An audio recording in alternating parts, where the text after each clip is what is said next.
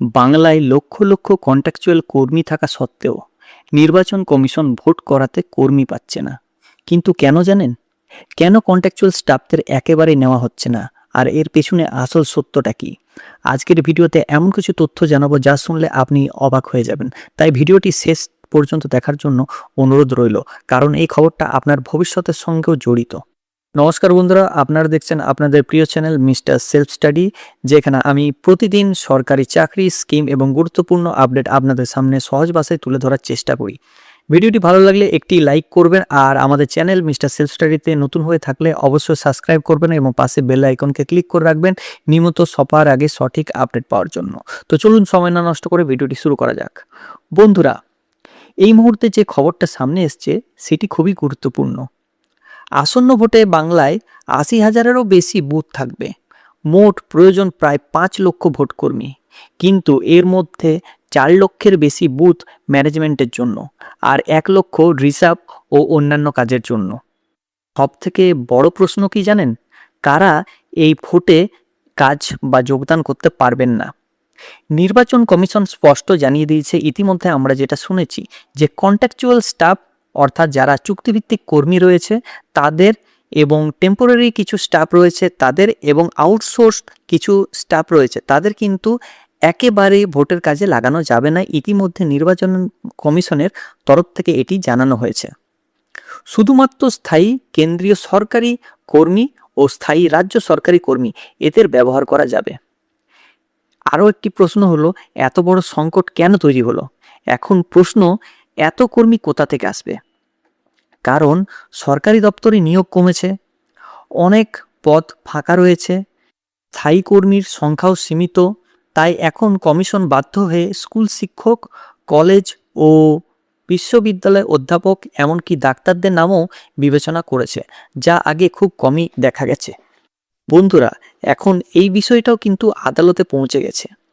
SSC school service commission অভিযোগ করেছে তাদের কর্মীদের ভোটের কাজে নিয়ে নেওয়া হয়েছে। তথ্য অনুযায়ী এসএসসিতে মোট কর্মী মাত্র ৩৫ জন, এবং তাদের মধ্যে ২৪ জনকে ভোটের কাজে নিয়ে নেওয়া হয়েছে। ফলে নিয়োগ প্রক্রিয়া থমকে যাচ্ছে।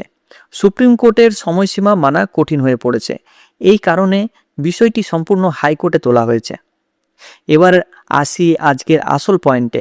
বাংলায় হাজার হাজার কন্ট্রাকচুয়াল কর্মী আছেন, যেমন কি না data entry operator, ICDS worker, IT personnel, group C contractual staff এবং ভেরিয়াস স্কিম ওয়ার্কার, যারা বিভিন্ন সরকারি স্কিমে যে সমস্ত কন্ট্রাকচুয়াল স্টাফরা কাজ করেন তারাও।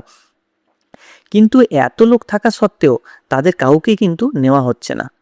এবার আপনাদের সেই উত্তরটা আমি বলবো কেন নেওয়া হচ্ছে না। দেখুন, এর পেছনে কয়েকটা বড় কারণ থাকতে পারে। যেমন হচ্ছে আইনি বাধ্যবাধকতা। মানেটা বুঝে নিন ভালো করে।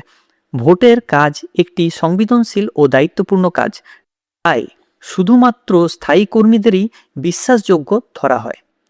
২ নম্বর পয়েন্ট হচ্ছে প্রশাসনিক নিয়ন্ত্রণ। স্থায়ী কর্মচারীদের ওপর সরকার নিয়ন্ত্রণ কিন্তু বেশি, আর কন্ট্রাকচুয়াল কর্মীদের ক্ষেত্রে সেই নিয়ন্ত্রণ কম। ৩ নম্বর হচ্ছে অ্যাকাউন্টেবিলিটি অর্থাৎ জবাবদিহিতা। স্থায়ী কর্মীদের বিরুদ্ধে ব্যবস্থা নেওয়া কিন্তু সহজ, কিন্তু কন্ট্রাকচুয়াল কর্মীদের ক্ষেত্রে তা কঠিন। এই খবর থেকে আপনারা কি বুঝবেন, আজকে আমি সে ব্যাপারটা এবার বলি। দেখুন বন্ধুরা, এই পুরো ঘটনাটি একটি বড় ইঙ্গিত দিচ্ছে ভবিষ্যতের জন্য।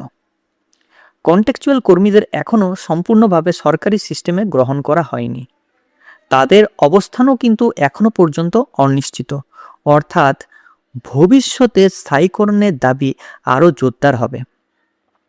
আপনি যদি একজন কন্ট্রাকচুয়াল স্টাফ হয়ে থাকেন, এই বিষয়টা সিরিয়াসলি নিন। আপনার অধিকার নিয়ে সচেতন হন আর স্থায়ীকরণের দাবিতে একসাথে আওয়াজ তুলুন। বন্ধুরা, এই ভিডিওটি শুধুমাত্র একটি ভিডিও বা খবর নয়, এটা লাখ লাখ কন্ট্রাকচুয়াল কর্মীর ভবিষ্যতের প্রশ্ন। ভিডিওটি কেমন লাগলো অবশ্যই সেটি কমেন্ট বক্সে জানাবেন।